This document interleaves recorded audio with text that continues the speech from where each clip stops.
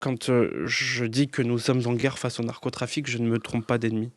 Et mon ennemi, c'est pas le petit jeune qui est en pied d'immeuble, qui effectivement est une main du narcotrafic, qui est une main qu'il faut aller chercher, que si on arrive à l'insérer, à lui proposer une alternative, il faut le faire. S'il faut le juger pour qu'il réponde de ses actes, il faut le faire aussi.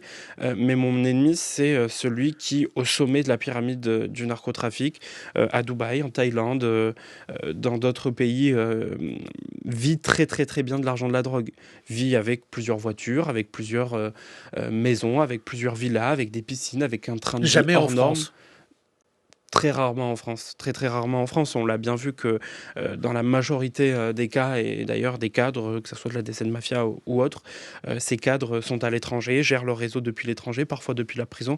Mais c'est ces personnes-là qui aujourd'hui génèrent les milliards du narcotrafic. Lorsque ces petites mains, ces petits jeunes qui sont les dealers, les guetteurs en pied d'immeuble se font arrêter, ils n'ont jamais une armée d'avocats à leur service. Ils ont toujours des avocats commis d'office. Or, les têtes de réseau, lorsqu'ils se font arrêter, et comme c'est le cas dans le dossier de mon frère aîné Brahim, ils se font représenter par 5, par 6 conseils, par 6 avocats qui sont les plus réputés, les plus acharnés dans leur travail et qui leur coûtent plusieurs milliers d'euros. Donc l'argent du narcotrafic, on sait où il est.